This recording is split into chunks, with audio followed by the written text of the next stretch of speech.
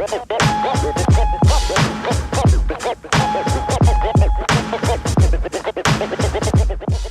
this is Pat Ricard, aka Project Pat, and you're listening to the Baltimore Beatdown Podcast, the best Ravens podcast on the planet.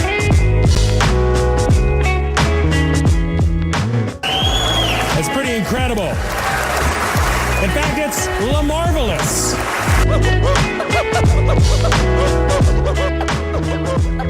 Thank you, guys.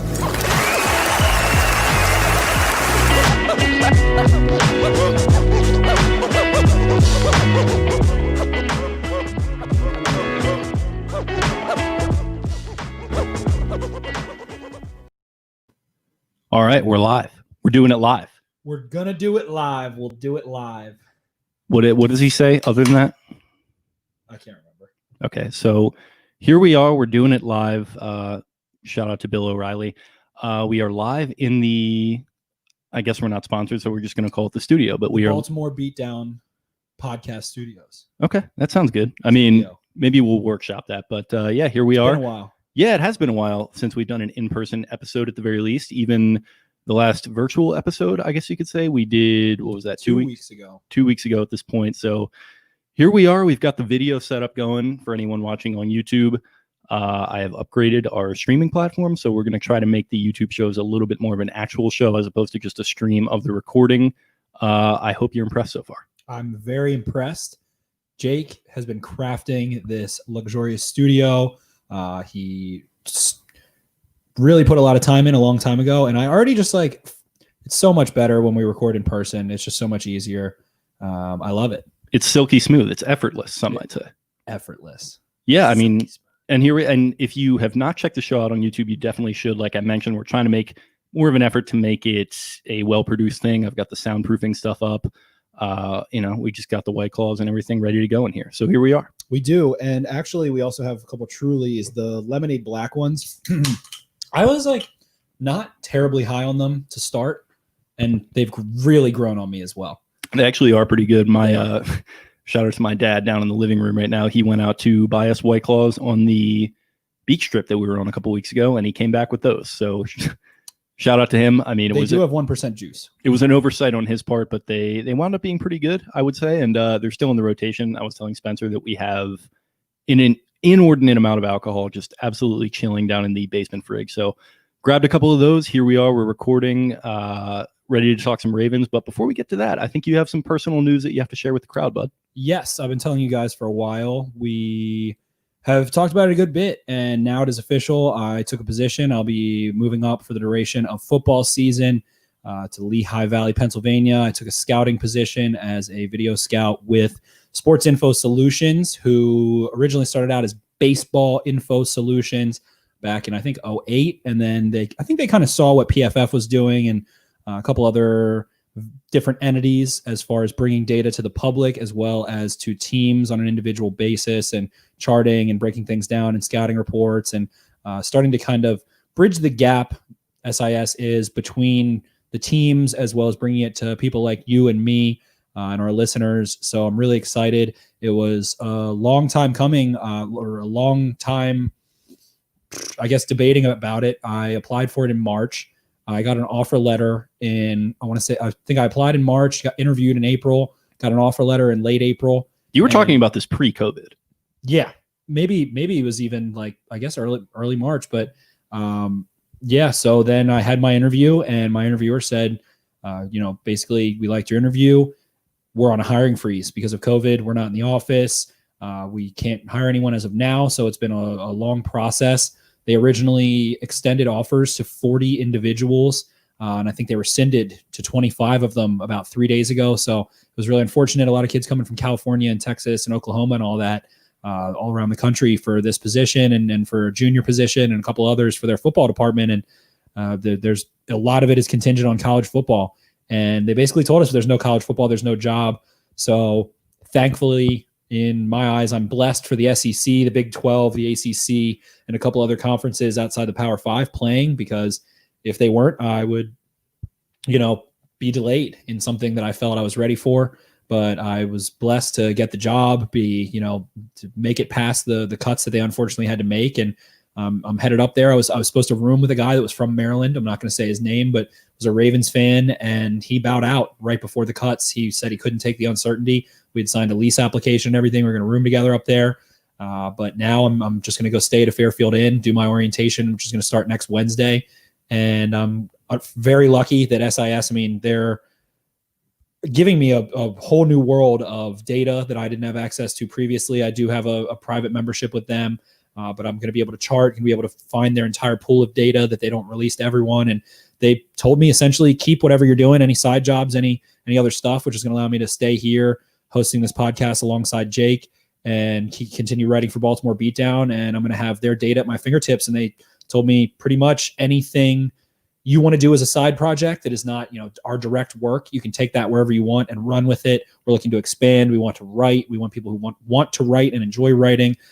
So, over the last year, I think I've published 78 articles just on Baltimore Beatdown and write about, and I'm excited. So next week I'll be headed up there, and yeah, it's crazy, wild stuff. It was a long, strenuous, anxiety-ridden process as far as just waiting and waiting and waiting and waiting. So the time is here. And as Jake and I sit here today, we're 1 month out from the Ravens playing against the Cleveland Browns to open the NFL season. And couldn't be more excited. Football is here, Hard Knocks coming on, all that good stuff. So we're pumped up. Jake and I both went to the beach a couple times, had our summers and fall. It's starting to get that August air, that that high school sports. Nice crisp to it. Yeah, it's humid but also crisp.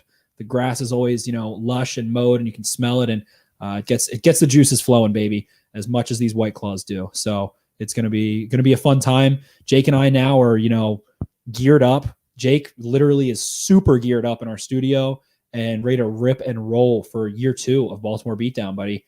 We're headed into year number 2. It's going to be a fun ride. We've grown so much, the two of us. We've had a couple sentimental episodes where we've talked about those things, but now it's really here. Football looks like it's going to happen. Knock on wood for all intensive purposes. Knock on wood if you're with me. Knock on wood if you're with me. And we're excited. We're ready to get geared back up into this podcast, start pumping out a couple episodes a week once we start getting some training camp juice going. We got a big fat episode for you today, but for everyone who, had kind words for Jake and myself and everyone else, I want to thank everyone who's, give me any support, any kind words, any education, and imparted any knowledge, corrected me when I'm wrong, done anything. And we appreciate you guys. So hopefully it's been well worth it. We've had quite a few people, quite a few listeners that have been with us since the beginning. We've also picked up quite a bit over the last, 6, 8, 10 months. And now it is time to get freaking rolling. I'm excited. I'm pumped. Jake is too. And we'll do it live. Fucking A, man. We'll do it live. First of all, Fairfield Inn guy, huh? How was the continental breakfast situation? Probably not a situation, I would think. I think buffets are a thing of the past. So yeah, I guess you're now okay. Now it's gonna be like a grab and go. I guess like grab a muffin or a granola bar, something of the sort. Everything about the world has changed, and Lincoln Continental Breakfast changing is Lincoln Continental Breakfast maybe the worst. Is that actually how you say it, Lincoln Continental Breakfast? Because I feel like that's right. Is that wrong? No, I think it's a continental breakfast because it's like technically American food. That might be like a Dumb and Dumber joke or something that I'm thinking about. No, it is. That is Dumb and Dumber. Yes. Lincoln Continental Breakfast. Yes. Okay. That's okay. So here I am thinking that the Dumb and Dumber quote is the correct way to say something. So you can tell that we're off to a rollicking start, but did want to say, I'm proud of you, bud. Nice job. You did it. You've been talking about this for, like you said, probably 5 months at this point.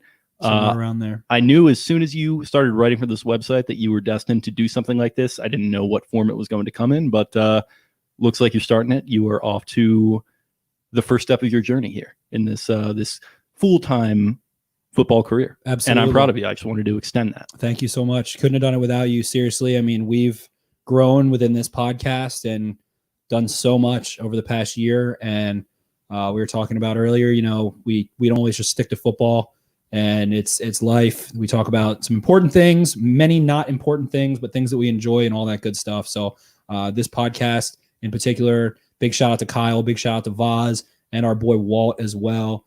Everybody, especially Kyle, giving me the opportunity to come on with Baltimore Beatdown and get some published content out there, a place where I could start charting and getting some voice heard and comments and engaging with the Ravens community and all that good stuff. So I mean, it's been a really, really, really, really fun ride. But like you said, I'm just getting started, and it's funny because when you finish college and everything, you're like you're like a senior in college, or in my case, like a 5th or 6th year in college, and you're like, man, I'm so old in college, man. I'm getting old. I got to get out of college, man. And then you get out and you get a job. You're 22, 23, 24, whatever you are. Some people are 25, 26, 27, whatever. Then you're a baby again in that world. And, for me, I was a mortgage loan officer out of college, and I was a baby. All of a sudden, I'm one of the youngest people in the office. Everybody's, cracking jokes, calling you baby face, whatever. You feel like a kid again. A couple years go by. You're like, all right, now that somebody else is baby face. And then now moving into this, football world. And again, it's like, I'm a baby again. Everyone else is way freaking older than me. And it's like, I just want to be a man. Of course, I have to wait till I'm 40 until I'm a man. But well, yeah, that's going to be another 13 years? Another 13 years, about 13, 12 years, 11 months, right around there. So we're a baby again, baby in the football industry. But yeah, I mean, I can feel it. I said it in, Frank Placco, amazing editor, amazing writer in Baltimore Beatdown. Shout out to Frank. It was like congratulating me. He's like, I knew you were destined for great things. I'm like, dude, we got 12, 15 people on Baltimore Beatdown. And I know, 12, 15 people that are going to go on and do great things, Dustin, Jacob, Kyle, the only one who's kind of already done great things is Vaz. So maybe not Vaz. I mean, that guy just lives life absolutely correctly in every way. He does. His kids are even stinking freaking adorable. And know that running backs don't matter and all that stuff. But Vaz is like, well, yeah, it's truly a tough scene when he has his son say that, and then the Ravens pick J.K. Dobbins in the second round. But that was like 2 days apart too.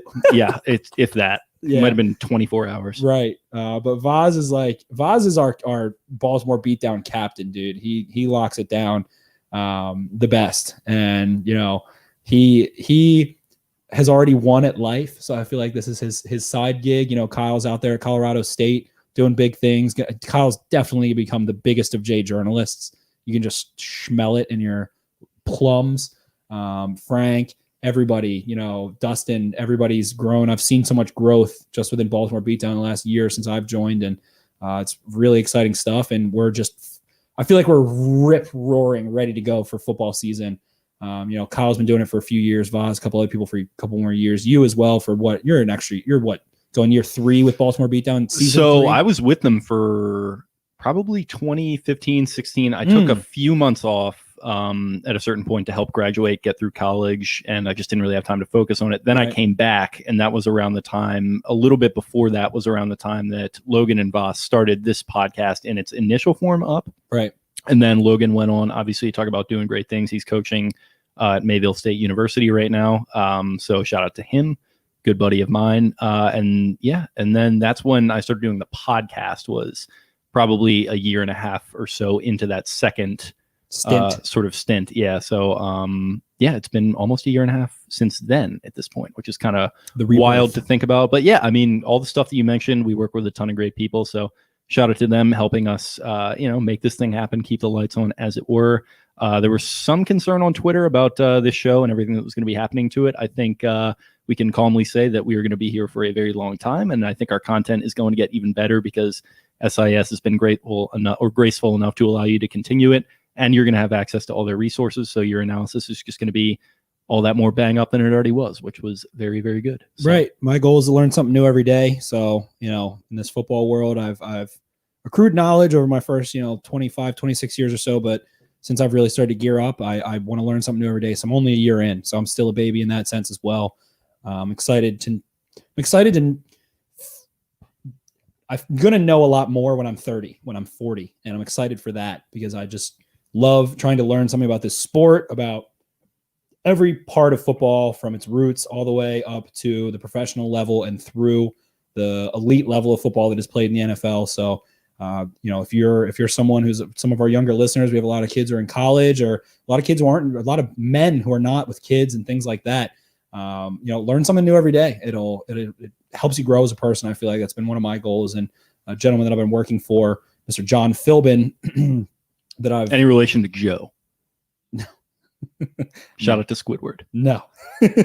Joe Philbin, a very good guy, by the way. I did not mean to make fun of him there. Yeah. But he gave me some wisdom check out if you got kids or something that, or you're coaching youth football, check out Philbin Sports Performance, philbinsp.com. I've been working with him. He was the head trainer for the Yankees. He was a director of speed and performance for the Redskins. He's worked with UMD, a bunch of stuff, but he gave me a great little nugget of knowledge that I took away.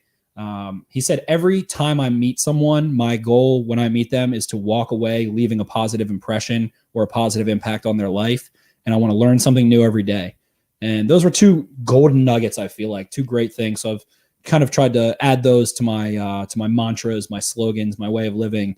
And it makes a lot of sense. If you learn something new and when you try your best to make a positive impression on someone when you meet them, trying to be, unbiased, fair, all those good things, it ends up helping you a lot in the end. People walk away with a positive impression of you. They probably are a better version of themselves. You're a better version of yourself. And, you can make some meaningful connections. But, I'm happy with everything so far. This COVID situation has been mega, mega, mega tough on a lot of people.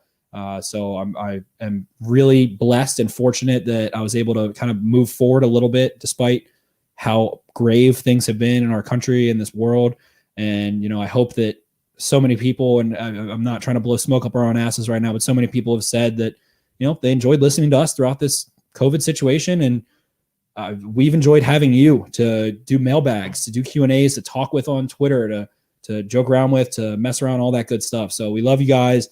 We're keeping it going strong. It's going to keep going and going and going. And I'm going to be a Ravens fan till the day I fucking die. So Jake is too, everybody else. And so we'll keep doing this podcast and we will keep bringing you Ravens content, baby.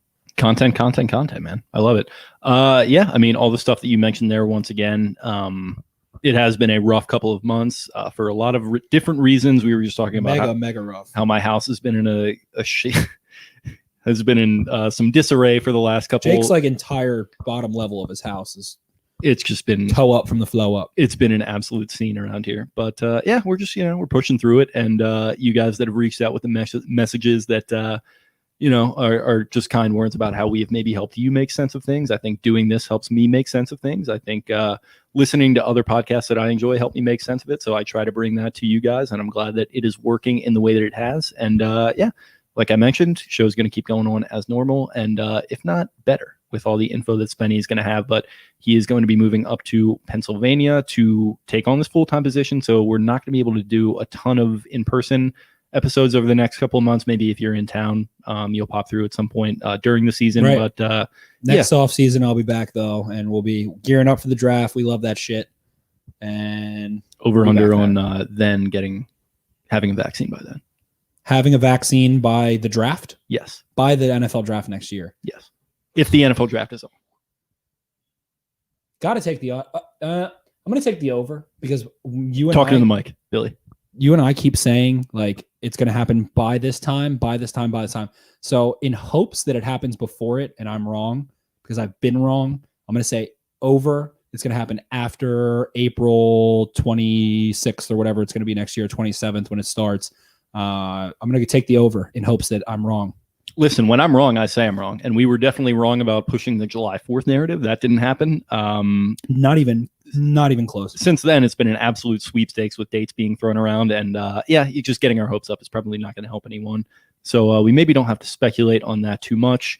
But I guess we got the opening housekeeping stuff out of the way, unless you got anything else you want to throw at us. No, we're just having a blast and excited for your number 2. Yeah, definitely. By the way, I wanted to shout out our guy, MD Law So Hard, jumping in. Oh, man, I wish I was at this orgy. No Laws, Lemonade. This one's for you, MD. Are great. Look at that. Already on number 2. The Truly, baby. Primetime Lamar, Brovid 19 podcast. That is, that's pretty good. I'm surprised we didn't come up with that before. Tanner Cormack, the boys are back. Glad to catch another stream, guys. Thank you for tuning in. Tanner, you're in Canada, I believe. So shout out to you up there in old Canada. Also, shout out to our guy Cole. Just tried Old Bay for the first time the other day. Shout out Cole. He seemed very satisfied. I didn't see his reaction. So he didn't. I was telling him to tweet a video and he didn't. He just did a I'm glad that he didn't. I'm glad that he didn't. Okay. Well, it worked out either way because he did a writing or a written tweet, I should say. I don't know if he gave it a number or anything, but it was very good. I equate Old Bay to, and I mean this in the most loving, and I love Old Bay. It tastes like rusty nails. It tastes like a delicious rusty nail. So the presumption here is that rusty nails taste good. Good. That is what Old Bay tastes like. Okay. We'll workshop that take. Like if you took a rusty nail and scraped it, the residue that would fall off, like if you took a metal sponge and scraped that's it. You're giving me serious anxiety right now. I'm thinking about like the crabs are the bugs of the sea. Crabs with Old Bay are disgustingly delicious. The idea of them is disgusting, but the idea is filthy gross. The taste is delicious. What's that joke about the first guy that ever tried oysters? It was a brave man, a courageous man. Is that the phrase? I think. Well, I was a brave man who first tried an oyster. Was telling you that I had just restarted watching Mad Men for the first time in a long time. Had never seen it all the way through, and I think Roger makes that joke at one point, so maybe that's why it's sticking in my head. Roger Sterling. What is that actor's name? I don't know, but he's hilarious, and he does a lot of like voice work for animated stuff. He does, and he has a couple other roles where he's like a pretentious douche, and it's a good role for him. Yes, he kills it 100%. I've never finished Mad Men. I've started. Neither had I. That was the thing. I had never gotten, I think, past even halfway through season 2 for whatever reason. I think I had told you it's a lot. It's a lot to watch. One of the longer shows you can watch. Yeah, and it's a lot to have to sort of digest and understand. And I think I was watching it when I was like 19, when I just finished Breaking Bad, and I was like, oh, that's what a great TV show is. It has to be really fast. And so Fran's watching Breaking Bad for the first time right now, and I've watched much of it with her, and it's just the best. I'm jealous of her. How far is she? So we're spoiler alert. We're at the point where Hank just got and is in the hospital, and Gustavo Fring is starting to like really take over. He just had the hit. The last thing we saw was Gustavo Fring have the cartel boss. The cartel boss is on the phone with him and is like telling him basically like, I know it was you. I'm going to tell the other bosses. Opens up his front door and there's a bunch of lasers on his chest from freaking sights of ARs and just shreds him apart. And Gustavo Fring just snaps the phone in half, and then the episode ends.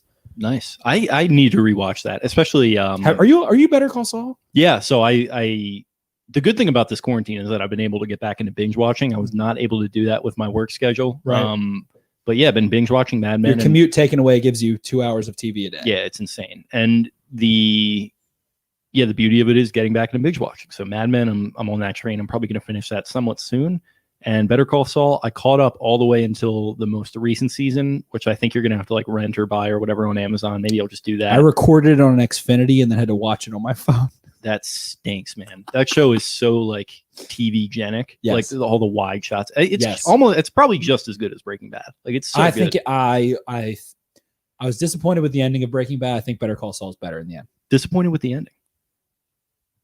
If you cut season 5B out of Breaking Bad, it would have been a better show. Well, that was kind of the problem. They were right smack dab in the middle of like when movies were doing the part 1 ending, like Harry Potter did the part 1, part 2 thing. They started doing that with the end of TV seasons. Sopranos actually did that too. So right. Yeah, they didn't need to do that. They could have just condensed some of the storylines and done like a 13 episode. The thing that season. A lot of people I feel like liked it because it had a definitive ending, you know.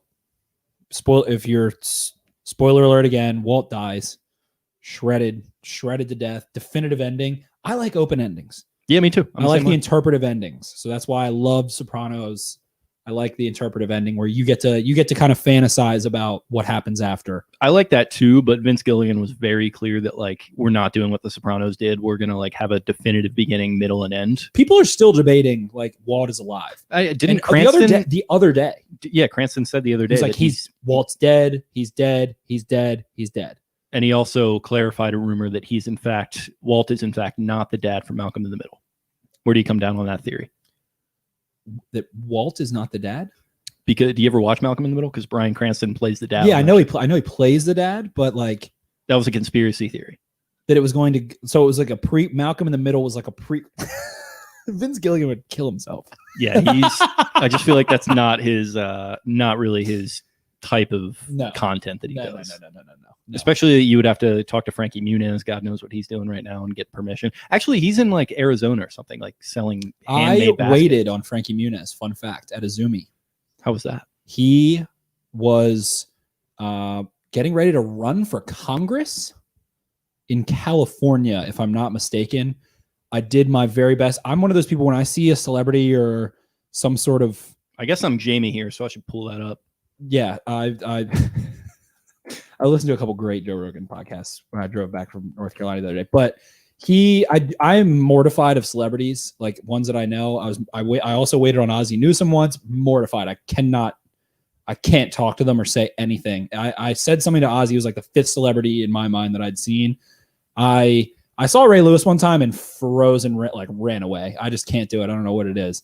But yeah, I waited on Frankie Muniz. He was with an agent or something of the sort, I want to say, and he was just a polite guy. Didn't say a ton, but they were talking about his like political campaign, from what I recall, at Izumi when I served there in like Inner Harbor, Fells-ish or Harbor East area in downtown Baltimore, and I was just like, what the hell is going on? Dude, he has like CTE. Has CTE? So I'm looking at this article and it says he's had plenty of severe concussions since he was a kid, playing soccer, doing like racing and stuff, and he has severe memory loss and like some sort of attacks. And so now definitely not from drugs at all. No, of course not. So now he's just living with. He looks like Jesse Pinkman a little bit, yeah. He definitely could have probably played that role. His voice would be like too annoying when he was saying bitch, though. Yeah, bitch. He has like a scratchy. It's Agent Cody Banks. Magnets. It's Agent Cody Banks, bitch. This is severely off the rails right now. Off the rails. Let's get it on the rails. But yeah, I waited on Frankie Muniz. I also waited on the hell's his name, the host of Wheel of Fortune, Pat Sajak. Yeah, Annapolis guy. Annapolis, yeah. Yep, I waited on him. Super nice. Peter Angelos, all at Izumi. I also saw Pablo Sandoval in there when the Red Sox were in town. What was his order? He was sucking down some crab legs, destroying some crab legs. He was huge. A couple other guys, I was like, what the hell is what's his name? The center fielder for the Rays that is now on another team. I can't. Longoria? No, the center fielder. He's like the best WAR center fielder of the last like 10 years. Well, the thing about WAR is, what is it good for? Absolutely nothing. Absolutely nothing. But without further ado, all right, we're going to break in to our Ravens talk, and we've got a lot. It's been a while, as we've mentioned, as we're schmoozing, like jerking each other off essentially, because we haven't seen each other in a long time. But a lot has happened over the last couple of weeks, a lot of little stories, and it's just really been crazy. I've said it 1,000 times, but it just continues to amaze me how every day or every other day there's like breaking news in the NFL. It is truly a 365-day media frenzy, like content. And they've done such a good job throughout COVID keeping the NFL fan base engaged, I feel like. Yeah, they definitely have. I mean, that's just what they do even in a normal year. God knows how they were going to make this happen in a year like this, but they've somehow managed to do it. God bless them. And yeah, I mean, I guess talk some Ravens news.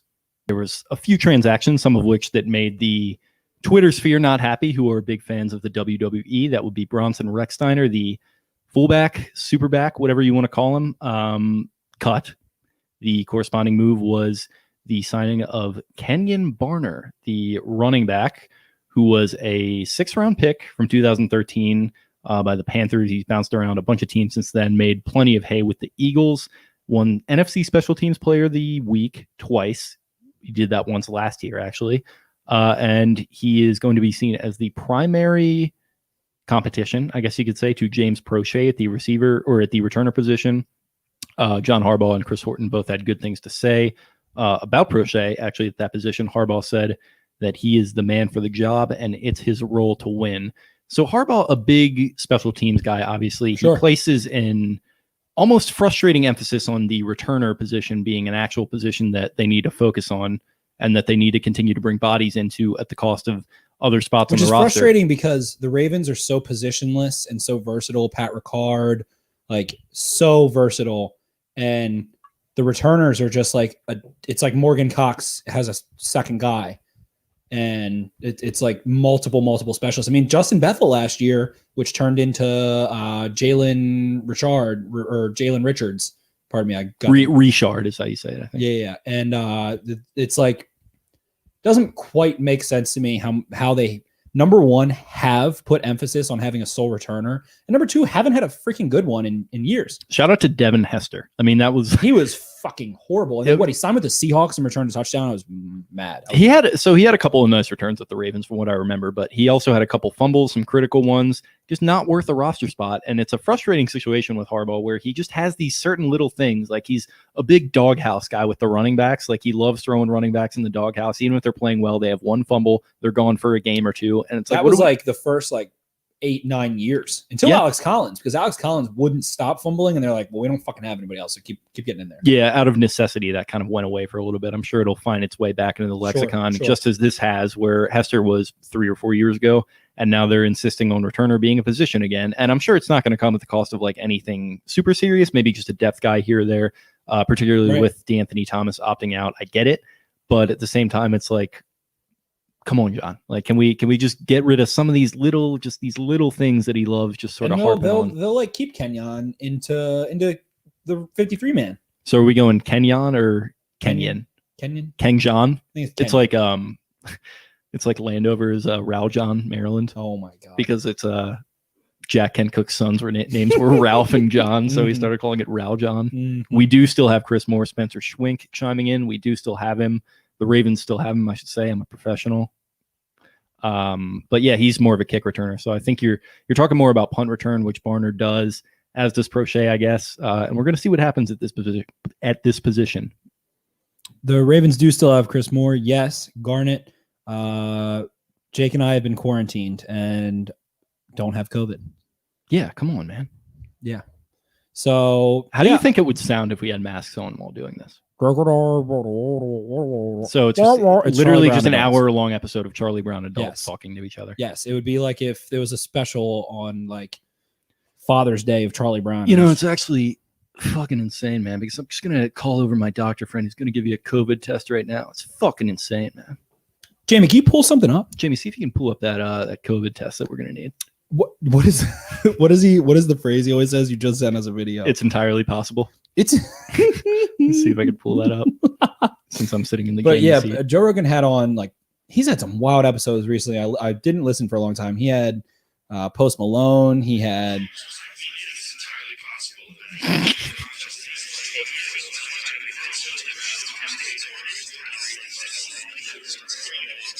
It's entirely possible.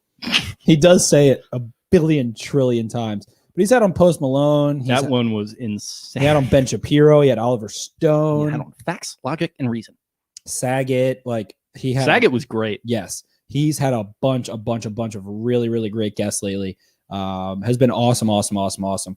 And highly recommend. Get on there if you haven't. I didn't listen to the Ben Shapiro one that much, but I need to. I'm sure you listened to it enough to get the main points across that you needed to hear. Okay. WAP is not something that I want to have our society devolve into. Good God. It's a wormhole. I can go into a Ben Shapiro wormhole. I don't want to. Let's hear back. You don't want to just own me with facts, logic, and reason. Hey, how about you giving some facts, logic, and reason on why the Ravens got rid of Bronson Rechsteiner, the fan favorite superback? People have been saying that the Ravens should keep 2 fullbacks when they have a Pro Bowl fullback who's 300 pounds, kind of natural as a pass catcher, decently natural in the flats and all those things, and also plays defensive tackle. So it plays tight end, plays special teams, does all of these things. And there's just no possible spot. I know from Bronson Rechsteiner, that he the Inglorious Bastards. When he was at Kennesaw State, they were in a single wing, and he would rip off some 75-yard runs when they were playing Hampton or when they were playing really low-level FCS teams and all that crap, and it would have a couple explosive blocks out. But if you watch an entire game of him, they wanted him to cut all the time.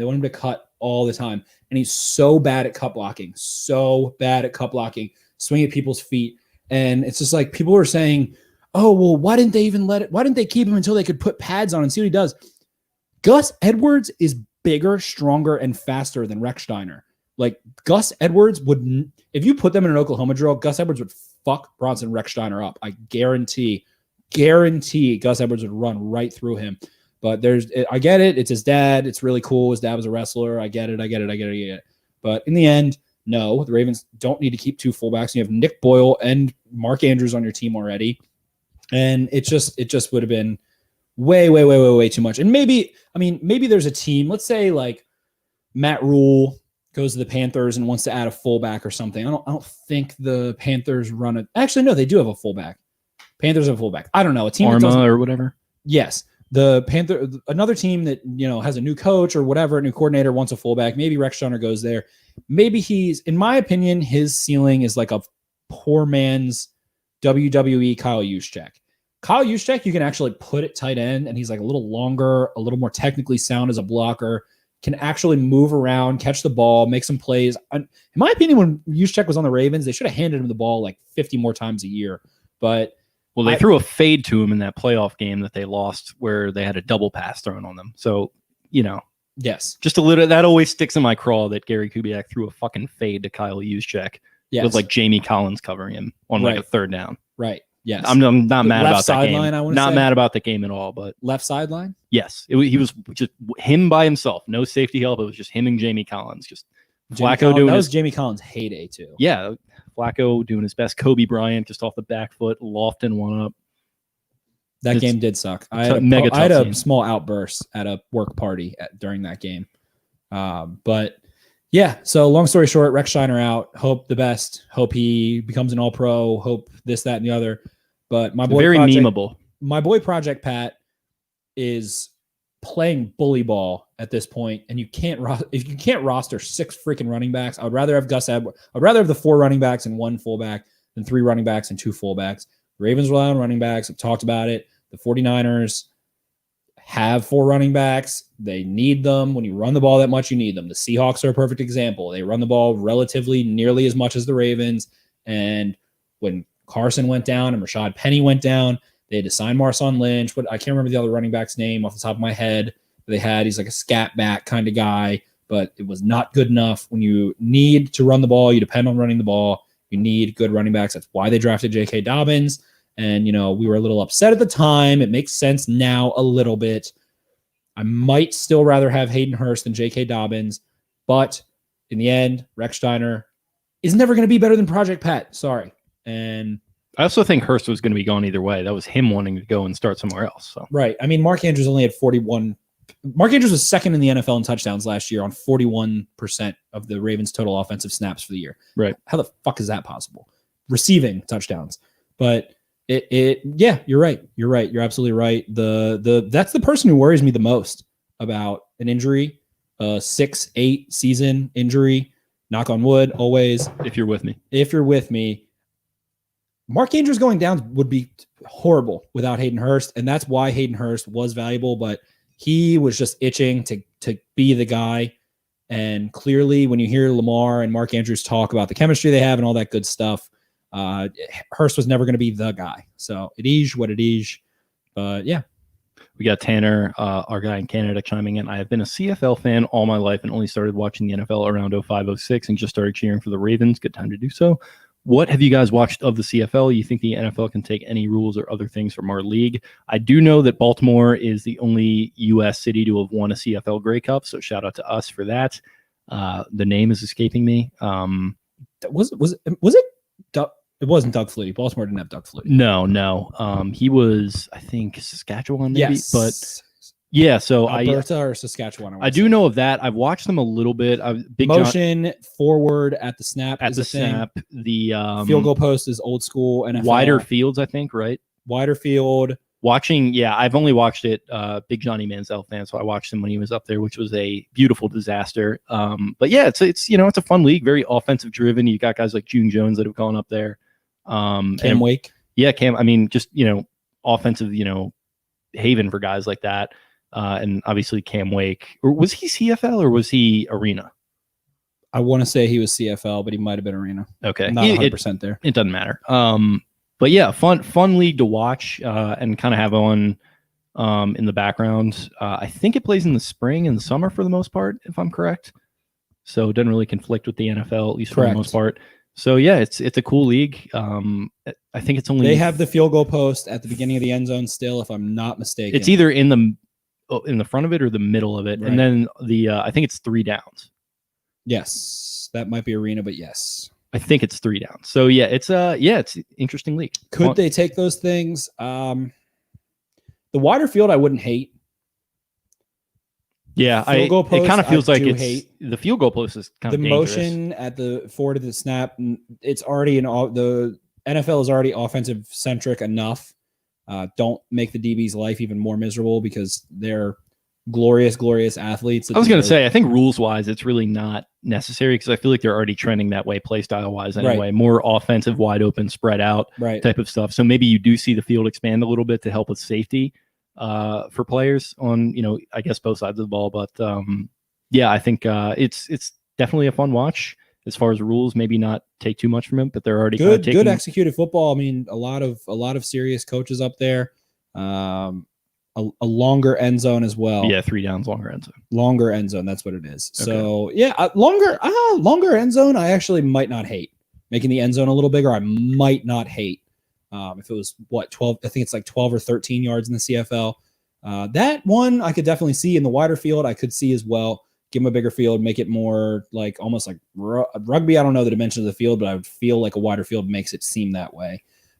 So yeah, I mean CFL can do some things for sure, but I generally am okay with most of the stuff in the NFL right now. Bigger end zone is intriguing because it is so tight down there, but that's what she said. But it is, I don't know. I feel like being condensed makes you have to execute at a higher level. And I feel like it makes you I feel like it separates good teams, good play callers, good execution from bad teams, bad play callers, bad execution. Yep, definitely. So moving on from that, we were talking Mark Andrews earlier. Today was apparently National Re-Sign Your Expensive Tight End Day. Yep. Kelce and George Kittle. I haven't seen the details of Kelce yet. I believe Kittle got a 5-year, $75 million. Was it $75 million guaranteed? No, so I think it was. That was the total. Yeah, I think that was the total. So it was 5-year. I have it right here. So $75 million, 5 years with 40 guaranteed. 40 guaranteed over 5 years. So $8 million guaranteed a year. So realistically, probably 11, 12 a year AAV. But yeah, and everyone's first reaction is, oh, Mark Andrews better this, Mark Andrews better that. Like I just said, Mark Andrews only played 41% of snaps last year. He still has to go out and prove himself. With that being said, the thing I would hate is if he was the one and he stays healthy relatively, all those things, and you take Lamar's security blanket away. I feel like that kind of happened with Joe Flacco, so I have PTSD from it as a Ravens fan, where Pitta they did keep, but he ends up getting hurt. They took away Bolden, who was a security blanket, and then you're kind of having this franchise quarterback paid a ton of money without his banky, without his little banky. So give it to him. At the same time, if you go back and watch, man, I forget who was talking about it. It might have been Mike Crawford, but the way that teams played the Ravens last year that really kind of bottled them up a little bit was just manhandling. They used like that cover 4 shell with a diamond or a triangle over the middle of the field and just engulfed Andrews. And you can kind of tell when Lamar is going to throw there sometimes if you're a really good defense, and then just bottled him up. It happened in Pittsburgh, happened against the 49ers. He got mauled a lot in a lot of different Seahawks games. Was a particularly bad one. Seahawks was a little wet, and he dropped 4 balls, I think, that day. He also had a big game still. I think he had like 4 for 75 and a touchdown. No touchdown. 4 for 75, though. And yeah, but, he is going to get due. He's going to get his. We need to see him healthy. I hate to say it, but, diabetes, he's handled super, super well, but it's a risk. It's definitely a risk. So you got to think about all those different things. You got to see him stay durable, stay healthy. And then this is his 3rd year. So he's got 1 more year after this on his rookie contract. And then, yeah, I'd like to see them pay him. If he gives 80%, if he has 80%, I'm expecting about 130% because Hayden Hurst is gone. But if he gives 80% of the production that he had last year, we're going to be a good place. And Mark Andrews will get paid. Yeah, definitely. So you had Kittle coming up with the 75-40 guaranteed. Kelce immediately after that, it felt like a little bit weird. Oh, yeah, it was. Re-signed with the Chiefs, or he got an extension with the Chiefs for 4 years, $57 million, $28 million guarantees. So obviously that's on top of his current contract, 2 years remaining. So he's in Kansas City for the next 6 years. You can assume that earring wearing little B word is going to be retiring in Kansas City, and the Ravens are going to be facing him for a very, very long time. But it does set the table for Andrews. I mean, so you're looking at $40 million guaranteed between $28 million. So he's probably not as good as Kittle. I would think you give him another offseason, a little bit more of a target share, and just let him eat more and more and more. I think he can get to Kelce's level at the very least. So I think that probably sets him maybe right in the middle of something like that, maybe 35, 37 million guaranteed for his next contract. But who knows? It would be status quo to see him paid. The Ravens love tight ends. Greg Roman loves tight ends. We don't know how long Greg Roman will be in Baltimore, but, franchise history, there are certain things about the Ravens, the middle linebackers, the red zone defense, the running the football consistently and doing it pretty well. Having tight ends that are big-time guys, top 5 tight ends, top 10 tight ends, Shannon Sharp, Todd Heap, Dennis Pitta, now Mark Andrews is, in line with those great tight ends. So at the end of the day, happy for him, happy for all those guys. It's just going to be crazy to see how this COVID situation eventually digresses and what it means long-term over the next couple of years in terms of cap and those kinds of things. But I mean, go look at the Cowboys, go look at the Chiefs. They're signing everyone. They're keeping everyone. The Chiefs are just printing money. Yes. What is going on? Because they're doing it the right way. They figured out the formula. It's bonus money because you can slide bonus money around. You can adjust it year to year, but eventually, got to pay it out. There has to be a big hit or 2 years of a big hit. So in the end, we shall see what it ends up being for Mark Andrews. But it feels like if he remains relatively consistent, he's going to be a Raven for life kind of possibility. And as long as Lamar Jackson is a quarterback, I'd anticipate Mark Andrews being the tight end. Yeah, and he said as much. He said that he wants to become the best tight end in the league per BaltimoreRavens.com. And he had this to say about that lofty goal. There's a lot of room for me to improve. Looking back this offseason, I had a ton of time to think and watch film, really work on my body to get to that next level. Looks real lean. He does. I want to be the best tight end. I'm not there yet. I'm excited to be able to show what I can do this year. I think blocking has got to be a huge thing for me where I've got to improve. I agree with that. I'm going to make big strides in that area this year and have a lot more opportunities to do that this year and continue to work as a receiving guy. That's my bread and butter, but I always want to get better than that. I want to be dangerous in all situations. So him singling out the blocking, it's not really like an issue necessarily because he's essentially just a slot receiver. But if he can improve his blocking even a little bit and sort of get on Kittle's level, he's not going to get there all the way, but even just become a little bit better of a blocker, become a little bit more of a hard-nosed player. I like that a lot, and I think he's going to earn himself a nice payday down the road. Absolutely. And for me, the thing is that he starts blocks well. He doesn't move his feet well when he's engaged as a blocker. So he can kind of really tie guys up for a couple steps, but he ends up losing the block in a lot of ways.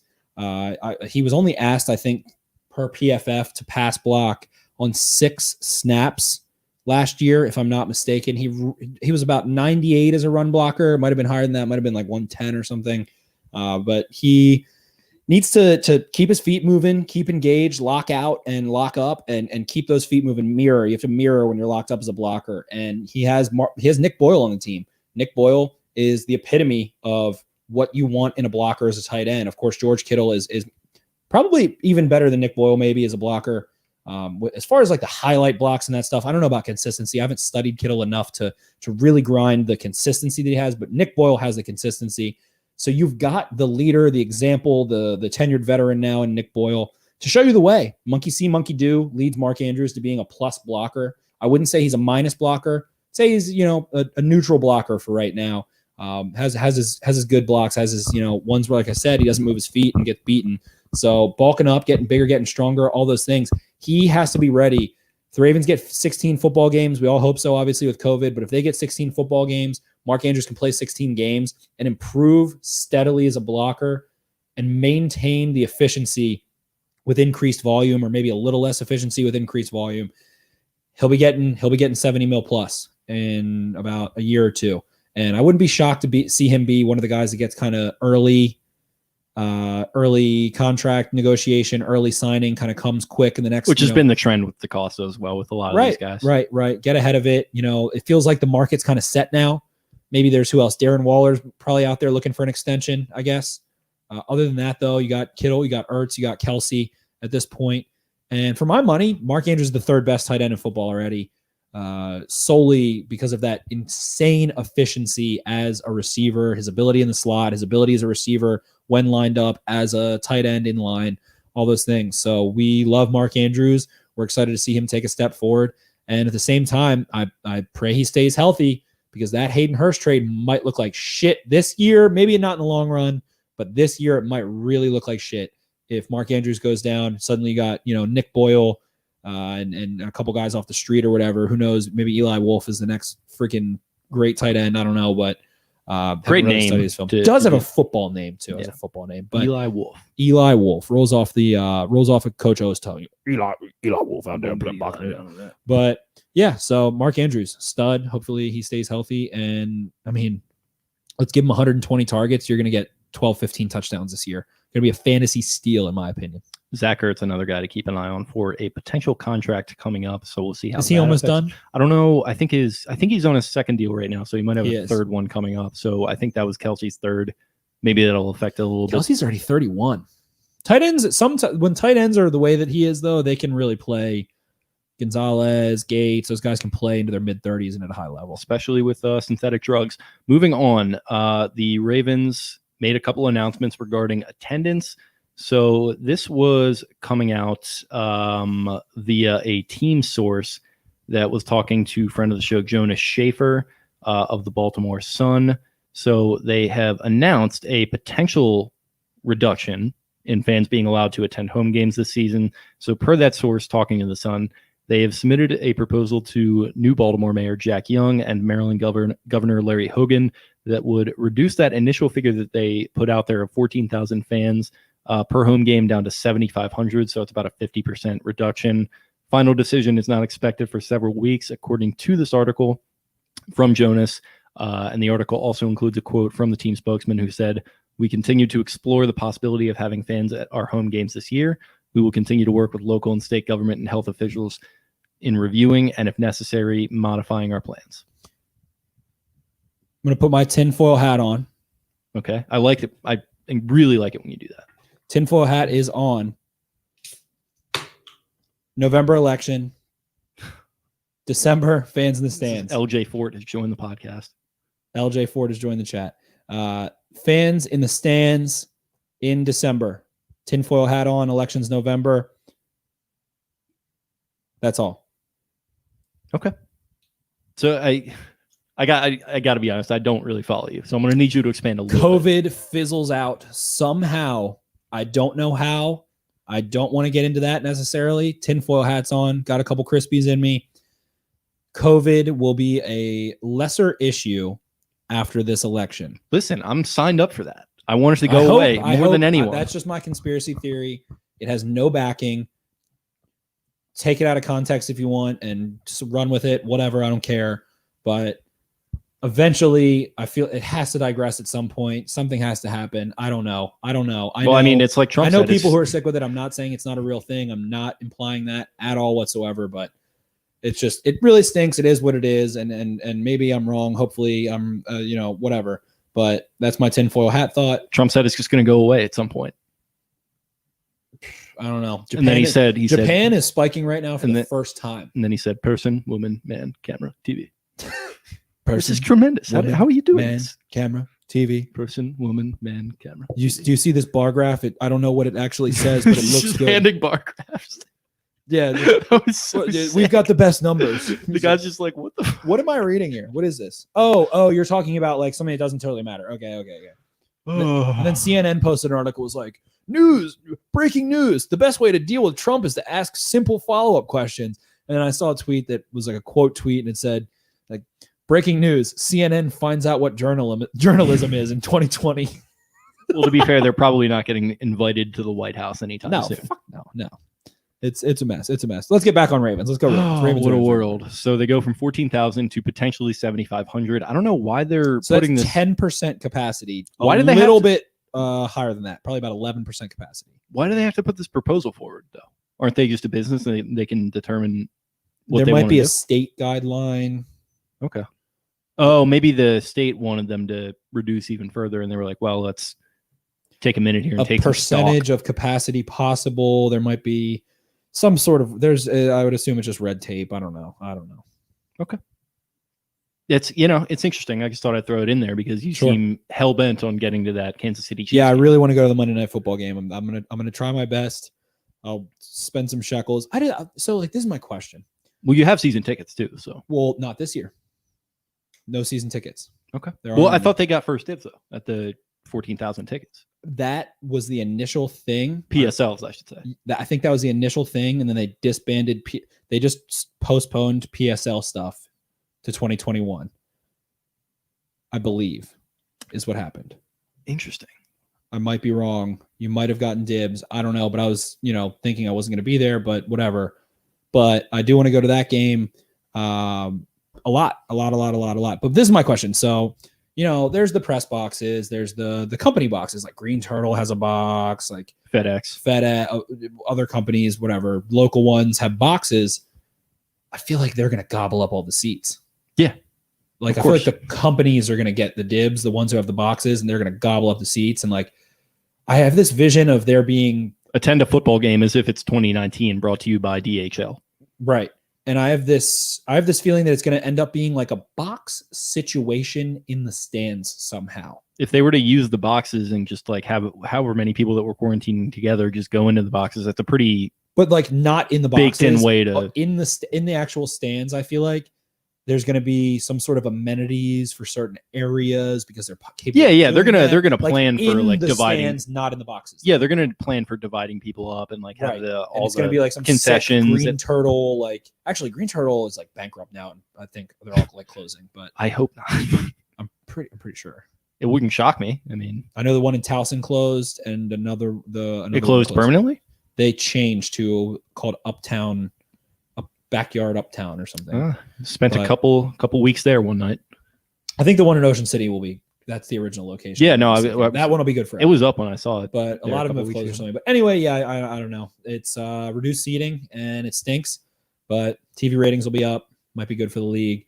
I'm just really, my curiosity over the next couple of years is the TV deals because how badly Amazon came in and got Thursday Night Football streaming on Amazon, all that stuff. I feel like Amazon is going to become like TV soon. Well, that's what I'm saying is like this whole AFC. TV situation going to be the final push that just breaks the whole dam, and the sports on CBS or whatever aren't just going to be the absolute status quo moving forward, which I would love as a person who is, I like CBS for football. I like Romo. I hate their golf coverage. College basketball, I think they do a great job. College basketball, yeah. I mean, but just like the dogma of them being like one of the three, and then it's them, it's Fox, it's NBC. It's like they can still remain that way, but like, is it proof of concept that this can go to streaming fully on a platform like Amazon? Is that going to finally, because it's going to be obsolete at some point. Like it's good. Everything TV. Yeah. Everything is going to be streaming at some point.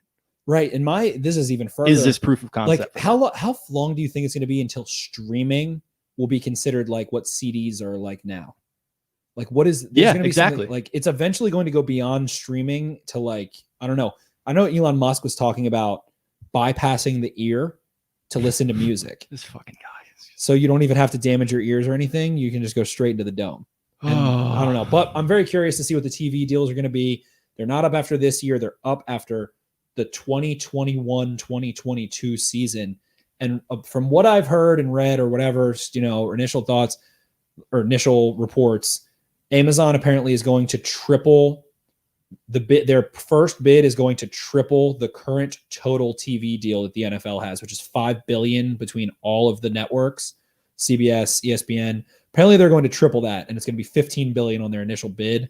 And I can imagine that might go up as Amazon has continued. If they're the first to do this and they do it right, and there are less commercials and they cater it to the user, it's not commercial, kickoff, commercial, come back. Like if they figure it out in a way that they can present it even better than the networks, and you don't have to pay for cable TV, and you don't have to, deal with X, Y, and Z and whatever.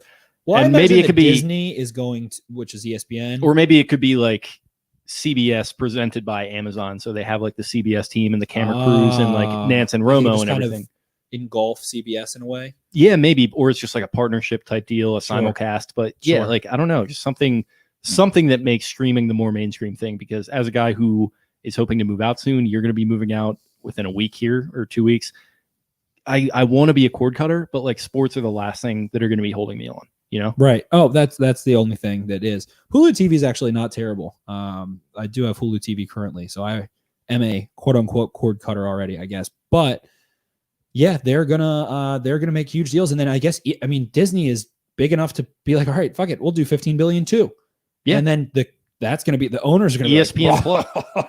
ESPN Plus was streaming the first 4 days of the PGA Championship. Right. It's proving that it can be done already right now, and the way that football season is about to go, who knows what's going to happen. Maybe they swoop in there and they prove that streaming full-time can be done for football. I would be very happy about that. Absolutely. So interesting stuff there. Curious to see how it plays out. I mean, I don't know. The Senate absolutely ripped into Zuckerberg the other day. It's that guy just on the Senate every 2 weeks, and he's just getting absolutely fried. What's going on? I don't know. He does some weird alien shit, and the Senate is onto him. Eric Albright has a nice face. But the reality is, that's just my Ben Shapiro. I watched Social Network a couple weeks ago. Great underrated movie. Holds up. I think Jesse. What's his name? Jesse Eisenberg. Yeah, Eisenberg. Great actor. Plays the dick very very well. The Richard. Almost too well. Yeah, he's in that new. I don't know. Was that a Hulu movie or an Amazon Prime movie? Something that looked very very weird. That he looked pretty good. I think it was Hulu, and I think I know what you're talking about. It's that where they move into the neighborhood or wherever, where it's all the houses are the same. Yes. Okay. Maybe I'll check that out. I don't know. Sure. I do have a new movie podcast, so maybe I'll check it out for that. Hell yeah. Go off about it, King. Check out That's a Bingo podcast, streaming on all podcast platforms and to YouTube. It's me and friend of this show, Matt Pine, talking pop culture and movie news, breaking down a new movie each week. I'm going to try to get this gentleman onto the show, pointing at Spencer, if he would like to. Of course. And just a fun little thing that we're doing. So check out at Bingo Pod on Twitter for more information. At Bingo Pod. Okay, so good friend Matt Pine. Now we're moving on to our next segment of discussion, which is going to be the Ravens physician, Andrew Tucker, had a little press conference and got a little bit of breaking news during the press conference. I believe he caught breaking news when he was on with Baltimore sports media regarding that the extended COVID testing is through September 5th. I want to say I might be a day or 3 off or something there. But yeah, players are going to keep testing. I think early on, from what I recall, the original, test for COVID was the deep freaking brain one, and everyone was really scared to do it. Are they not doing that anymore? No. I mean, I got a COVID test a couple weeks ago. And it's basically cleaning your ears out, but it's just in your nose instead. They just stick a swab in your ear, or someone does it for you, and you just kind of put it in your actual, booger zone and roll that bad boy around a couple times. And it's uncomfortable. I'm an absolute sinus boy, so that sounds like a terrible situation for me. I got a deviated septum. I have a tight one and a loose one, but we knew that. But yeah, it's not that bad. And if you watch Hard Knocks, I still have to give you my HBO account. But if you have Hard Knocks or watched Hard Knocks, pardon me, you saw that Casey Hayward was really kind of fighting it, and Anthony Lynn had it. Anthony Lynn did have COVID, but it's really not that bad. I would encourage people to get tested. The accuracy of the results, there's been all kinds of reports about different things there. Whatever, it's better to get tested than not to, especially because it's free at places like CVS, Rite Aid, all that good stuff. But yeah, so I think the players kind of came in and we're expecting it to be up in their brain and their cerebellum, digging through there, or their frontal lobe, I guess. All up in that brain salad. Instead, you just kind of, it's like cleaning your ears. You get a Q-tip, you just kind of put it in your nose a little bit, and it's not that bad. It's really not that bad. Once you've done it, you're like, oh, all right, I could do that every day. And that's how I feel like the players felt probably. They're probably like, all right, well, I'd rather keep getting tested. Why not? It takes 2 minutes every day, and I just stick a swab in my front of my nose real quick, and it's not the end of the world. It's, you feel kind of sneezy after for a second, but it's really not the end of the world. You got the tears in the eyes. So sure. Yeah. So Andrew Tucker, he spoke to the media. Apparently he's been the team physician since 1996. I candidly had not really heard of him too much before this. But yeah, some of the key takeaways, like you mentioned there, the testing is going to go on for daily testing. Everything is looking positive, he said, for the Ravens, just like it is for the rest of the league. Hopefully it stays that way, but we're going to see major investments being put in to ensure safety. So along with the testing, they're doing daily questionnaires and temperature checks, and those are going to be required to enter the castle, which is interesting. Friend of the show, Dave Ruff, was talking on his podcast about how the building that their studio is in they have this machine that when you walk in, it automatically just like scans your temperature and it displays it. And if you're like above a certain amount, then you can't go in, which I find very fascinating. I don't know if this is going to be that. I think it might be a little more involved. They're also implementing a IQ VIA proximity device. It tracks movement. It beeps when you're within 6 feet of someone.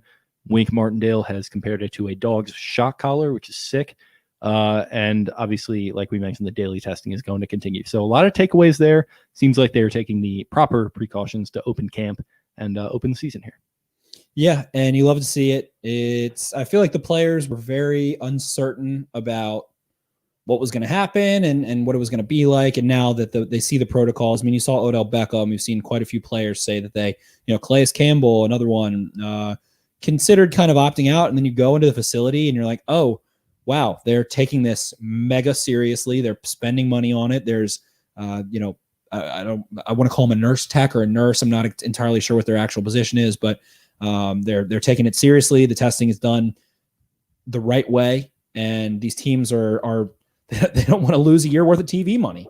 So it's worth it for them to invest and have a good system in place. You basically get sprayed with a mist of disinfectant as you walk into the facility. I'm not sure of the effectiveness of that, but why not? Why not? But it's good stuff, and it's going to give us football, and that's what we live for. So give it to us, baby. Yeah, definitely. And like a lot of the players and the coaches seem to have positive reviews of everything that we're doing. I know Justin Tucker, I don't know if there's any relation to Andrew Tucker. I would assume not. He had a lot of good things to say about it. Some of the other guys were pretty impressed with what they had going on. And I think it does show, thankfully, that the Ravens at the very least, and I'm sure most teams are like this, but the league is taking this seriously. And, people are quick to get on Twitter and get all, negative and snarky about the way baseball handled it, which, they're ripe for some criticism for sure. And people were sort of automatically shifting their guns over to the NFL and saying, oh, they're doing the same thing as baseball. They just have no plan in place. And maybe league-wide, there's not some big-time mandate about a bubble or anything like that. The thing is, though, with football, it really, truly has an advantage because they play once a week. Right. They play once a week. You get 4, 5, 6 days. You're playing at home. You get 7 days a week where you're not playing against another team. Have a bigger team, but I feel like that makes you have to hold each other accountable more. You can really tell who is not all in and those kinds of things. I feel like I think football just has the advantage of time. They had the time literally where they had their off season when COVID broke out. Did they kind of shit the bed on that one? Yes, in a way, but it seems like the teams individually are like, all right, let's get them in here. Let's get them tested every single day. Players are doing it. Feels like everybody's all bought in, and shit stayed closed. The clubs aren't open. You can't go to the club. I mean, there's some pool bars or whatever in the Ozarks or whatever. You see the videos wherever and stuff, but like the players are like, shit, man, I don't really have anywhere else to go anyway. I don't have to spend money on a bunch of bull crap that I usually do, and I'm going to play some football. So I mean, Patrick Queen, coming under a little bit of fire for that exact scenario, though. He's the 20. He just turned 21 today. I don't blame. I'm not blaming him, but I'm just saying, his freaking brain's 4 years away from being fully developed. Shout out to me. Mine is going to be fully developed in 2 weeks. What do we got? 1 week. What? Wait, 24th? 24th, so a week and a half. Today's the 13th? Yes. 11 days. 11 days away for Jakey's 25th. His brain will be fully developed, ladies and germs. I can already feel it just swelling up agast the skull. Your head That's gets what pretty happens. heavy, I'm not going to lie. I bet.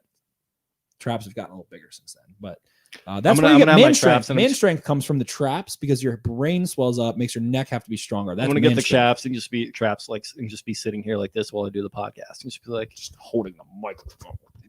It's insane that we put Jamie, monetary value on human life. What a strange concept. And the dimethyltryptane, you can't quite remember. Did you see that video of that dude hitting the moose with his car? Holy shit, Jamie, pull that video up. But yeah. Anyway, the players don't have shit else to do. Nothing else is open. They don't have all these extraordinary things they can do. That's why I love Lamar Jackson time and time again. He was like, I'm Bubble Boy. I'm good. I'm good to go. Put him. Have you seen that movie? Yeah, with Jake Gyllenhaal. I never saw it. I think I might have been a little too young because I remember seeing previews for it and being. It was on. I didn't see it in theater or anything, but it was on Comedy Central for like 11 years. I feel like. Okay, maybe I'll check it out. I would. It's easy watching. It's fine. It's funny. It's good. I've watched it a cool 7 times on Comedy Central throughout my life. It seems like a movie that you would like. Yeah. Okay. It's good. It's like cheesy, classic. It's like that time period. There's so many of those made for TV almost movies. It's like right. I want to say it's like in the same category as She's the Man as far as like watchability. Okay, I like that. Yeah, I'm a big She's the Man guy. Moving on. So Aaron Rodgers, one of my favorite figures in the NFL, one of my favorite quarterbacks going back pretty long time. He had some praise for Lamar Jackson on the Ringer's 10 Questions with Kyle Brandt. You a big Kyle Brandt guy? Huge Kyle Brandt guy. Love Kyle Brandt. Former Bachelor, right? Or no, he was Cornell running back. Princeton, I think, right? Princeton. Yes. So Princeton running back. He was on like the Real World and stuff like that. Chicago, Real World Chicago. So he's been doing GM. I always forget about that. Yeah, so he's been doing Good Morning Football for the last couple of years. Started a new podcast with The Ringer, which I'm a fan of. I believe you are as well. Mm-hmm. And he has got his new podcast. What is it called? 10 Questions with Kyle Brandt, where he had Aaron Rodgers on a show, and he asked about Rodgers potentially incorporating elements of Lamar Jackson and Patrick Mahomes games into his own, which is funny to even read. Thinking about that, Aaron, a pretty mobile guy. I would almost young Aaron Rodgers, I would say, is like the most similar thing we've seen to Patrick Mahomes. Yeah, no, probably. for sure. But just like right now, after like all the injuries, and he's 38 years old. Yeah, it's kind of funny, but he had this to say. First of all, I think we all know we can't do hardly any of the stuff that Lamar can do. His athletic ability is unbelievable. To do what he did last year was so phenomenal. So I don't think there's any of us, myself, Drew, Tom, Ben, saying, man, I need to start running more in the offseason. You pretty much are who you are at this point. They do some pretty amazing things, and I think it's great.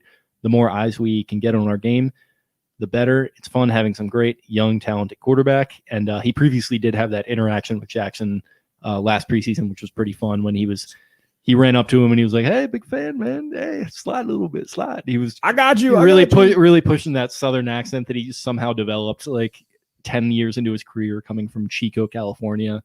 Living in Wisconsin in the Great White North.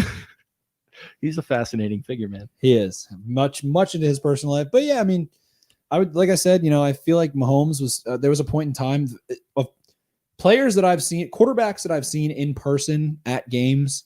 I would say Aaron Rodgers is the most impressive thrower of the football that I've ever seen. Very effortless move he's got. And can really spin it.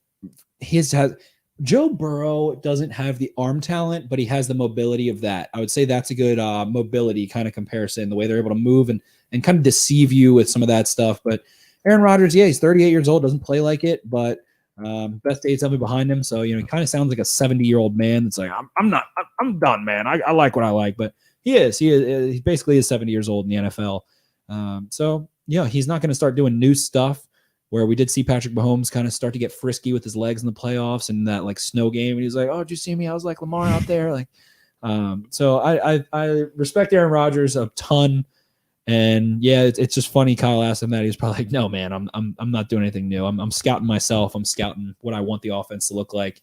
At this point, he's a coach and still has a good arm. And a lot of hate for Aaron Rodgers in the last couple of years, but definitely still a capable quarterback. And yeah. Yeah, a lot of love and respect for him. I think he's one of the more fascinating on the field and off the field guys. Kind of a shame that he really only has one ring. He might end that way with the way things are looking, with Jordan Love coming in there behind him as well. Also, prayers up to him after the Olivia Munn, I think, podcast appearance the other day. Some not great stuff for Aaron Rodgers' Q rating coming out of that little interview that Olivia Munn didn't hear any of that. She didn't name any names, but she said that she regrets faking certain things in certain situations with a certain ex-boyfriend. And give me a break. It's a little cheap to classic ex-girlfriend thing to say. Classic ex-girlfriend thing to say. It's like the curb, like the precisely. So, yeah, it's a tough scene for Aaron there.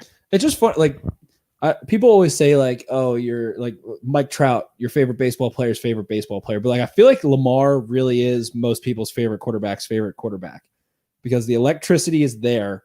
It's just the wow factor, the like jaw dropping play factor.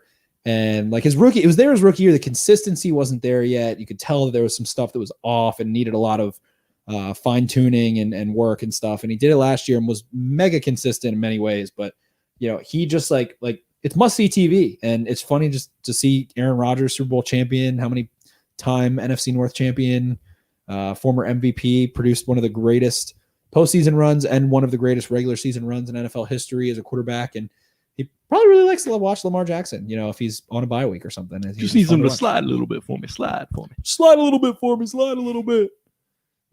I got you. What a duo. Oh, yeah. That would be, oh, my God, the buddy cop show that could come out of that isn't allowed anymore because cop shows are canceled. Yeah, they kind of are. Shout out to my guy, Alan Sepinwall from Rolling Stone, writing about that. Yeah, that's a whole nother avenue that's very intriguing, and we don't have to go down right now. But anything else on this Aaron Rodgers, Lamar Jackson situation? Will he win? Will the Packers get to the NFC Championship in the next 2 years before Jordan Love takes over? Yes. Yes. This year or next year? I want to go with next year. Next year. I think this year's a little too weird to predict really anything. That's true. Predictions are going to be rough. I feel like the cream's going to rise organization-wise. And the Packers are a good organization. I'm always a cream of the crop guy, and I'm always a organization guy, which some people. I'm more of a cream of wheat guy, but cream of the crop. Cream of wheat's good. Cream of crab a little bit better. Yeah, but I'm always a historic organizations tend to, end up working out. I probably get called a cornball for that. Maybe sometimes rightfully. Other times I think it's a low hanging fruit, but a low hanging fruit doesn't make it a wrong answer. Yeah, cliches exist for a reason because they're usually true. So teams like the Steelers and the Ravens winning the division in a year like say 2019, when there's another team that's historically not good. We don't have to get into all of it. So anything else on this other than that? I don't like Jordan Rodgers, but that's it. Go on. A lot of people are not a fan of that guy. I don't really know much about him. I watched JoJo's Bachelor season, and he's just like a freaking. We're talking about cornballs and cream of wheat and stuff. But he's a freaking cornball. That's it. Let's move. Was that the Ari year? No. Year, yes. Season, no. Okay. Because that was Bachelorette versus Bachelor. I tried to watch the first episode last season. The Bachelor this year is about to be, or this next season is about to be like a. So apparently they started filming. Yeah, and the Claire Crowley thing or whatever. Yeah, she was like, all right, I'm done. Like a couple weeks in, she was like, I love this dude. Ended it, and now spoilers for The Bachelor retroactively. But it hasn't come on yet. This is like all known. Well, yeah, but like maybe somebody's not that plugged in, but they want to watch it. You won't get to watch it because it's like not happening. I thought it was. No, they are not going to show. Like maybe they. I don't know. My understanding was she had like one or a few episodes, falls in love with this dude or something, or maybe it was like difficult with some producers. She's out. I think Tasha. It was just that she fell in love, and she was like, I found my guy. I don't want to keep doing the show. I'm good. So she won the show. She fell in love. Yeah. Which I appreciate that so much more than like a phony ass season. So I was like, that's awesome. So now they brought. So you appreciate that more than every other Bachelor season. No, that's not true. There's a clear line. There's Bachelor seasons where there are phony ones, and why? Like I would be into this if it were not 3-hour episodes. Like I sat down, and this was like we were talking about my. You don't have to watch every week, and you can skim. We were talking about my commute earlier, right? I got home one night, and that's why Chicks in the Office is huge. They like recap. But like so does Circling Back. So like I got home, and I was I'd started listening, and I was like, all right, I'm gonna like try and watch this thing. I sat down, and it's fucking 3 hours. I was like, what are we doing here? It's gonna be 10 o'clock by the time this is done. Like. See, this is like stupid, but I've watched like a few seasons. I've probably truly watched, I want to say maybe 7 seasons, like where I've actually watched a good bit. And they all go the same way. They start out, they introduce, you have the romantic getaway, people fight, there's another one, and it ends up into hometowns, and the finals are all the same. So like the best thing to do is the first couple episodes aren't 3 hours. It's like the meaty middle ones. And but the first one was though that I watched with Peter. The first episode of his season was. Yeah, that one was. That whole season had long episodes. But like, watch a little bit, fall asleep to it, don't care, whatever.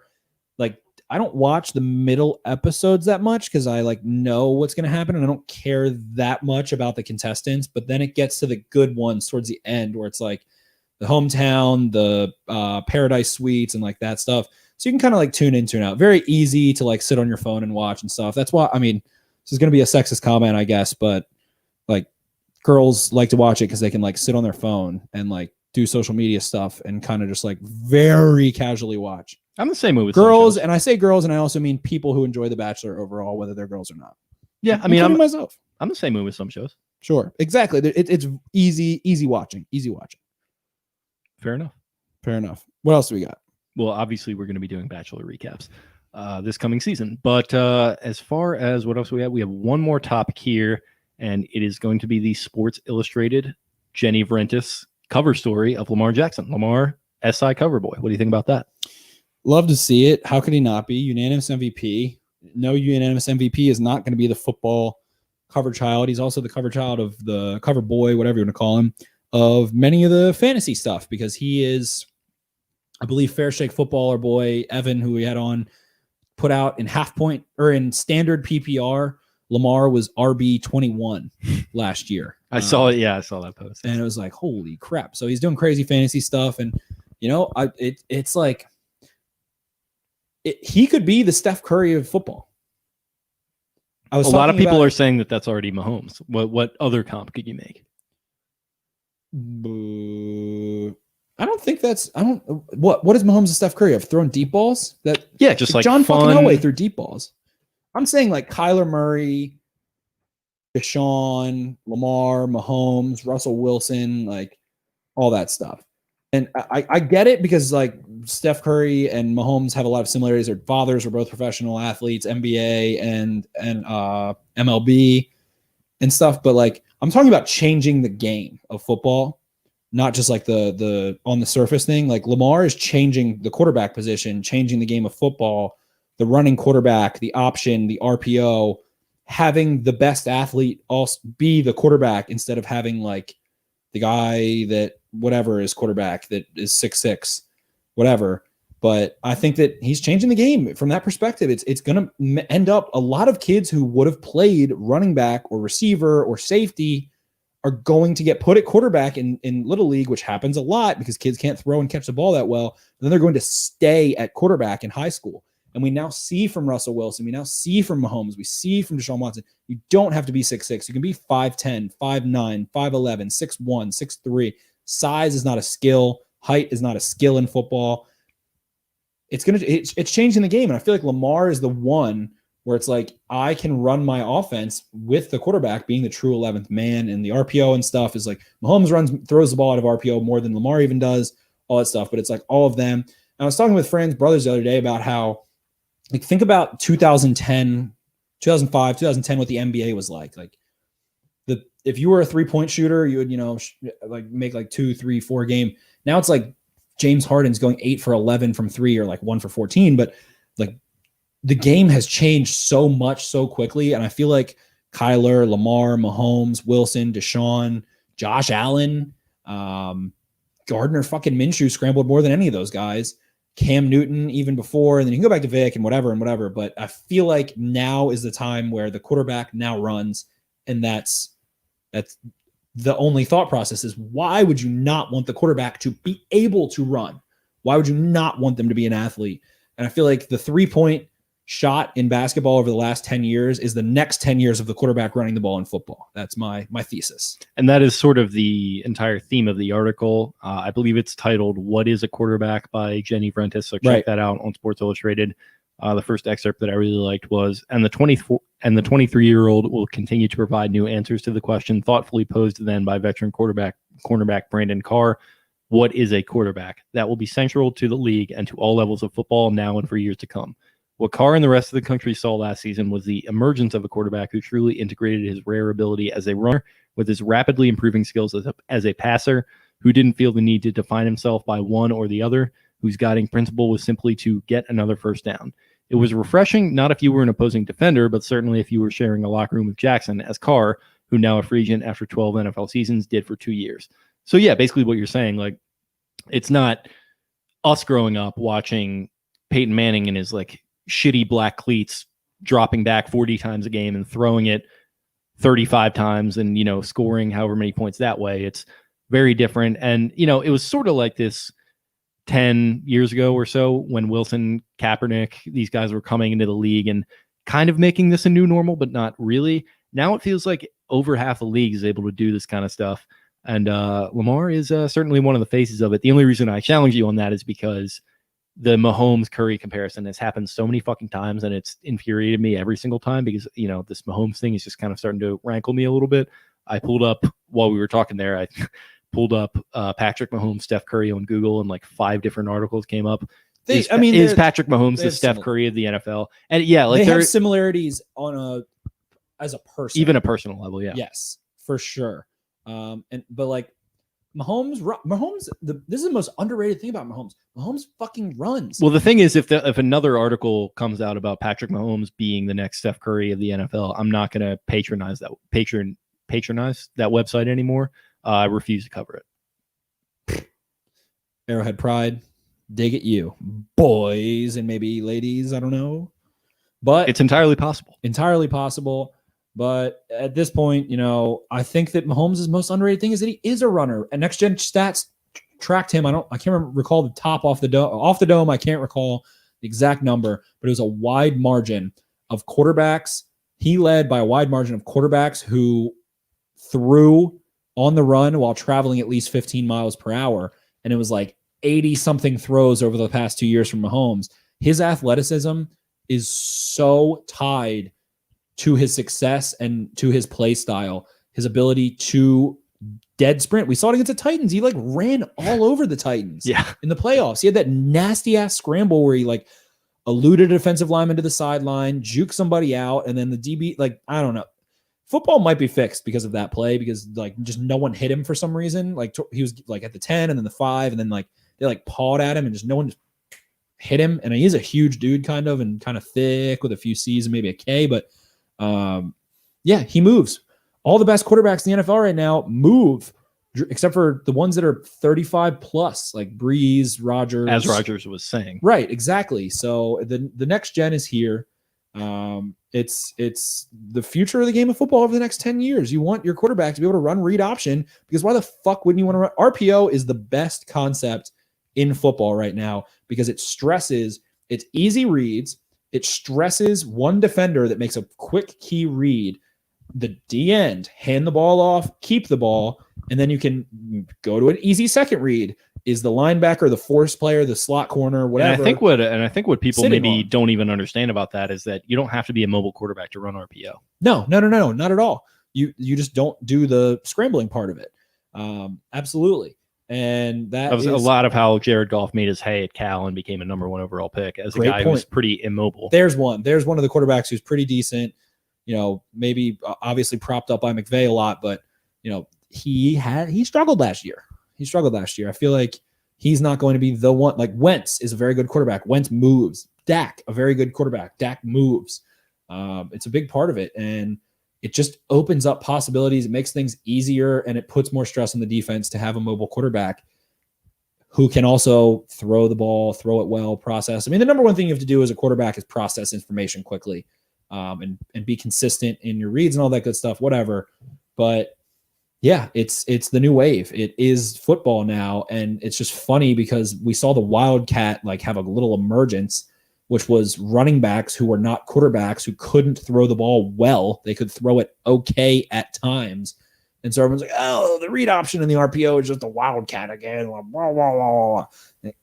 No, it's here. It's the best thing in football. The best offensive thing in football is RPOs. Jimmy G. So San Fran runs a ton. Jimmy G's, I would say he's nimble, but I wouldn't say he's mobile.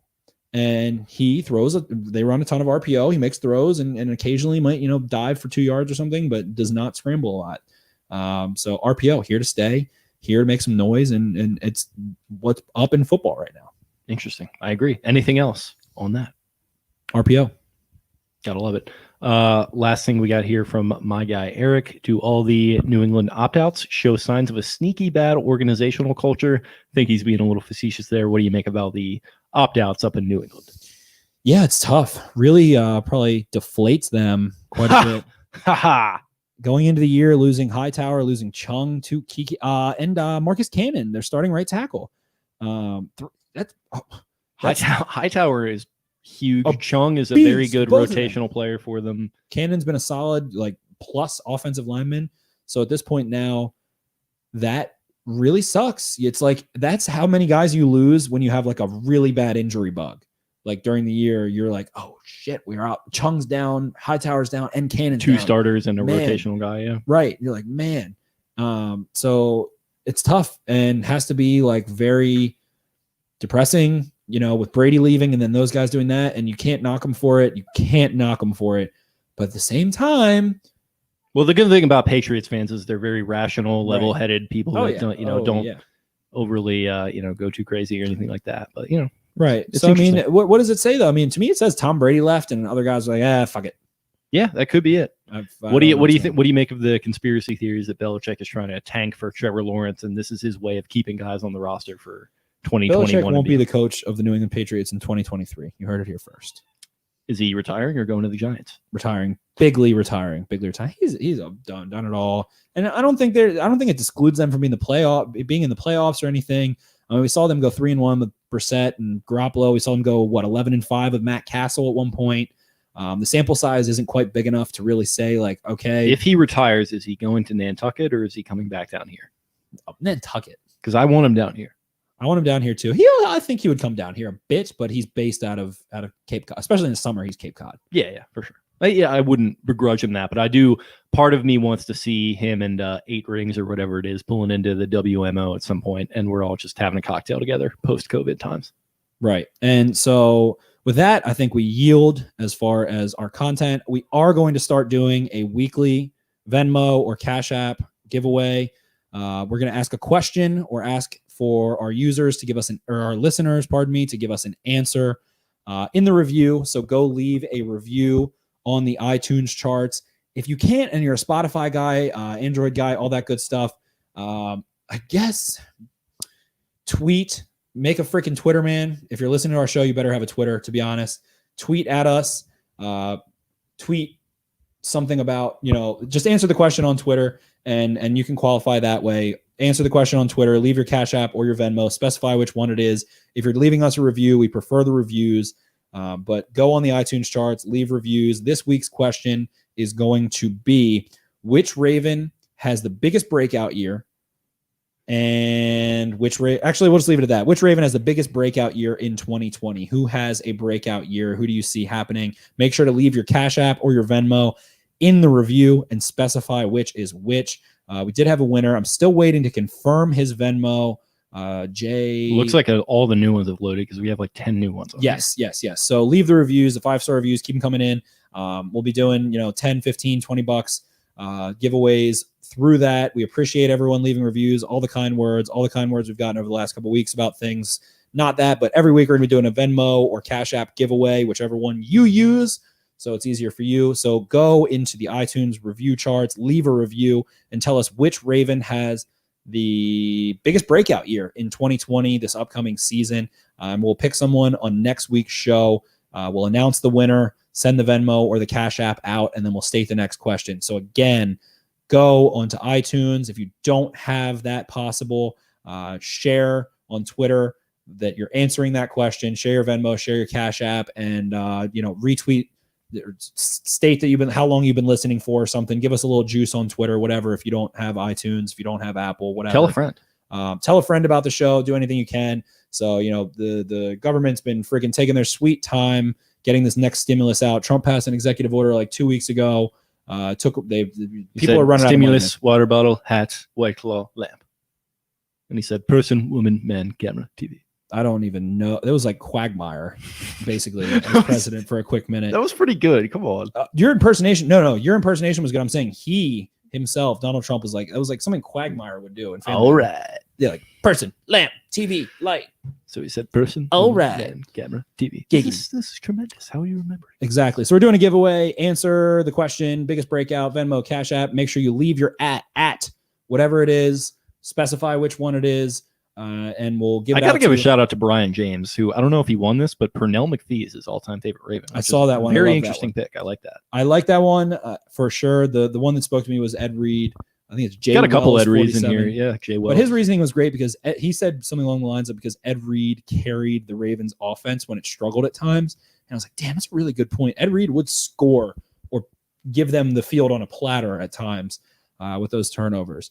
And it was fun. So Jay Wells 47, if you're listening, please reach out and verify that is your correct Venmo. I put a picture on there. But yeah, we'll be doing a weekly cash giveaway for the foreseeable future.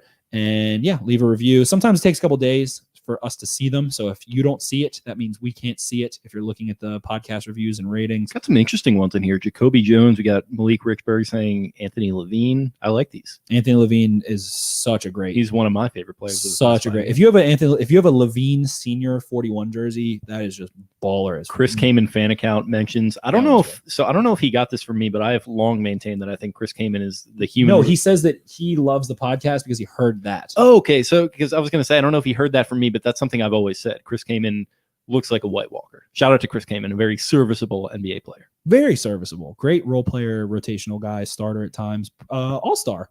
He was like a 2-time All-Star. I think, at least one, yeah. But yeah, so we'll be doing those weekly. We appreciate you guys. This might be the last one before I head up to PA, but I'll get a little setup going up there. And yeah, we'll be crushing once the camp's in full swing. We'll probably be loading up. Jake and I are going to try and figure out, once I have a more definitive schedule with work, as well as Jake figuring everything out as well with his situation. So we're going to try and give you guys set days where this damn podcast comes out. Maybe we won't get there because we've been talking about doing that for at least 8 months. But we're going to try and get set days, set times going so we can do these streams, do all that good stuff, and bring you guys even better, bigger, fun, stupid, idiot Ravens coverage this upcoming season. Again, we appreciate you guys, appreciate all the kind words, appreciate the reviews. Yeah, share it with a friend. If you got friends who enjoy the Ravens, we got BaltimoreBeatdown.com. We've got Baltimore Beatdown on Twitter. Jake as well will send us out. Absolutely, I will. So you just heard him breaking down both of the Twitters. There, it's at Be More Beatdown for the website. It's at Podcast Beatdown for the podcast specifically. You can find me at Jake Luke. That's LOUQUE. You can find Spencer at Ravens4Dummies. That's the number 4. Follow us on IG at Baltimore_Beatdown. Check us out on YouTube. Like I mentioned at the top a few times, we're trying to make the YouTube shows more of a highly produced thing. So this is sort of our first stab at that. And I hope it's a very good first stab. And we're going to keep trying to do that as we move forward. It's going to be remote, like I said, for the next couple weeks, months at the very least. So yeah, it's going to be a little bit different, but the improvements will still be in place. And we're still going to be making a big effort towards that. So yeah, everything else out of the way. Really appreciate you guys listening. Like Spencer was saying, keep those reviews coming, and we will talk to you guys very soon. Peace. Peace out.